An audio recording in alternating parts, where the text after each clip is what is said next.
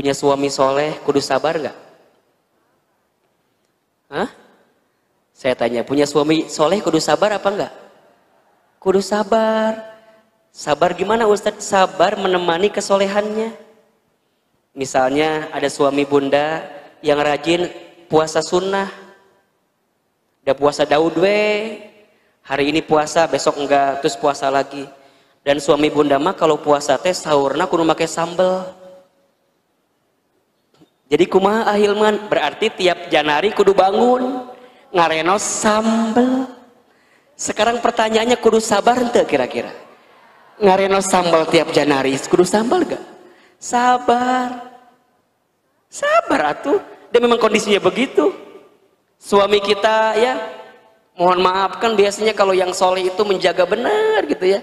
Cara mencari nafkah, cara mencari penghasilan, dia menjaga banget mana yang halal, ya, mana yang baik. Banyak tapi haram dia tinggalkan. Pertanyaannya, bunda berani sabar nggak dengan keadaan itu? Sabar. Sok punya suami yang ganteng, kudu sabar nggak? Kudu sabar. Bunda punya suami kayak Ustadz Hilman. Bukan berarti saya ganteng, bukan ya. Ini mah contoh ya.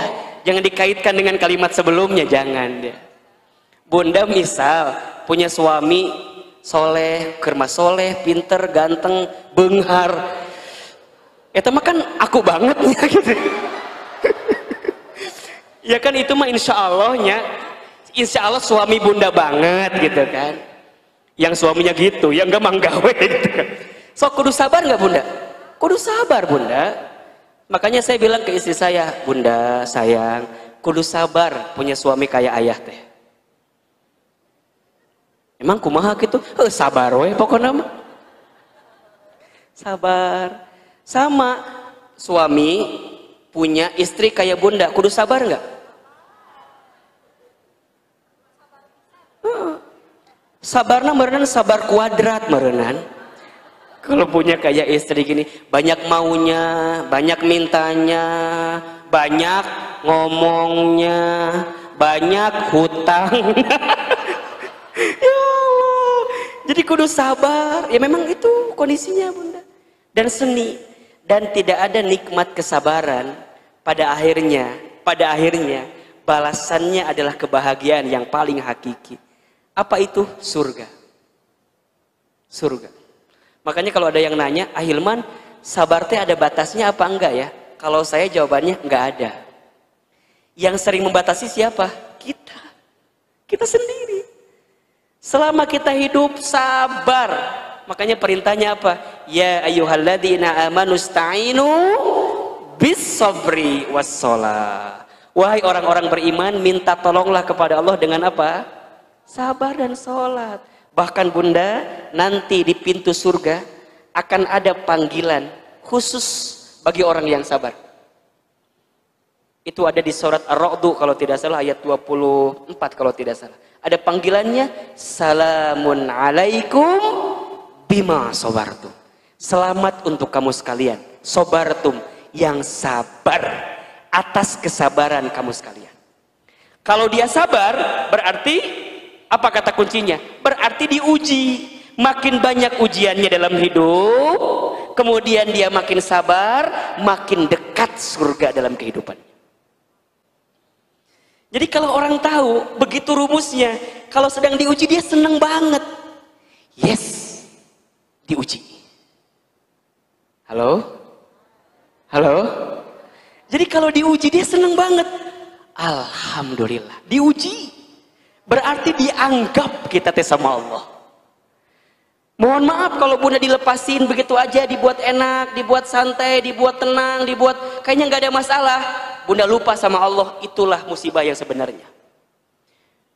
Tapi kan Ustadz kadang-kadang tekuat, kumaha atunya, atuh maut, we tekuat mah. Tekuat. La yukallifullahu nafsan illa usaha. Allah nggak akan mungkin nguji kita di luar batas kemampuan kita. Jadi itu rumusnya dibalik-balikin gitu.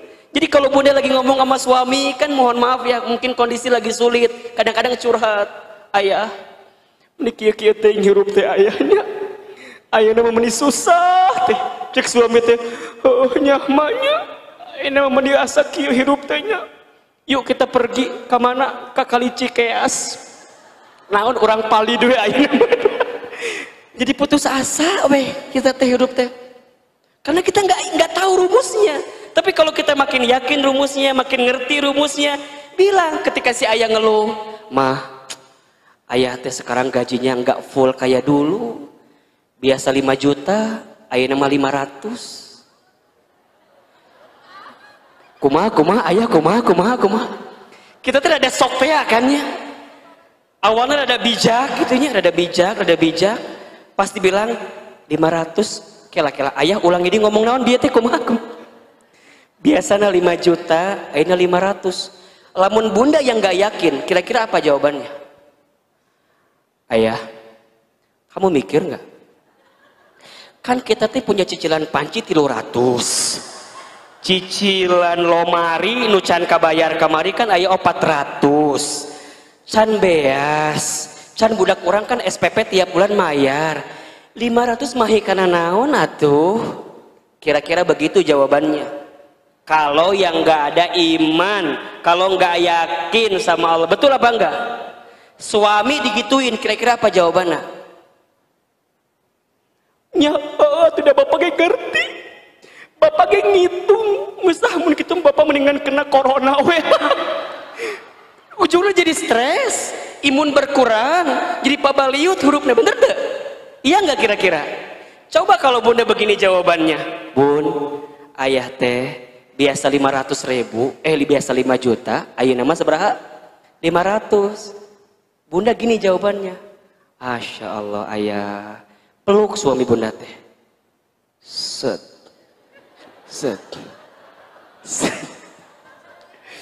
ulah kenceng teh, apa tuh?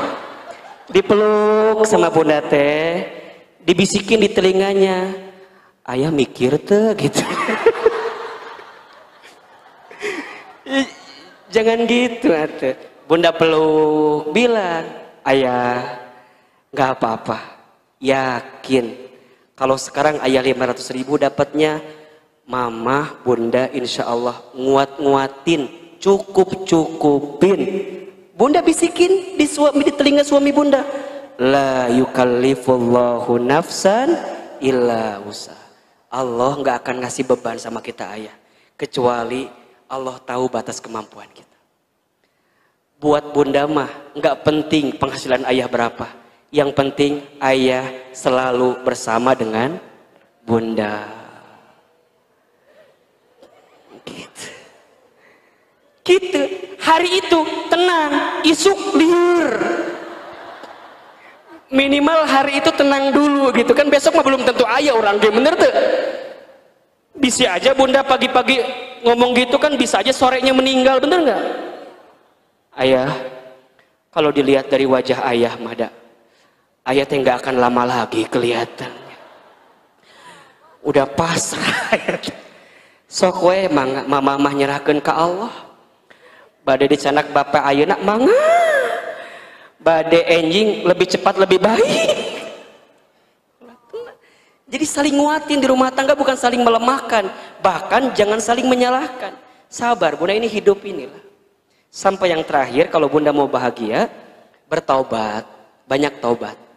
Saat kita sudah berbuat dosa, bunda, yang membuat manusia itu mulia karena apa? Karena manusia bertaubat. Iblis kenapa hina? Iblis kenapa hina? Karena dia sudah tahu berbuat salah, sudah tahu mungkar, berbuat gak baik dalam hidupnya, tapi gak mau bertaubat di hadapan Allah. Tapi yang membuat manusia itu menjadi mulia saat dia pernah berbuat dosa, kemudian dia segera bertaubat kepada Allah. Itu yang menjadi kemuliaan kita. Makanya Allah itu suka kepada orang yang sering bertaubat ya. Innallaha yuhibbut tawwabina wa yuhibbul mutatahhirin. Sesungguhnya Allah mencintai orang yang banyak bertaubat dan orang yang mensucikan diri. Udah bunda, Jangan sibuk dengan aib orang lain. Jangan sibuk dengan kesalahan orang lain. Sibuklah dengan aib kita. Karena aib kita juga jauh lebih banyak daripada aib orang lain. Banyak nangis sama Allah. Banyak mohon ampun, istighfar. Dikit-dikit istighfar. Astagfirullah. Kalau bunda dapat kesulitan nih, kalimat pertamanya ya tentu innalillah, kemudian alhamdulillah, boleh jadi juga astagfirullah, ya Allah banyak dosa ya Allah.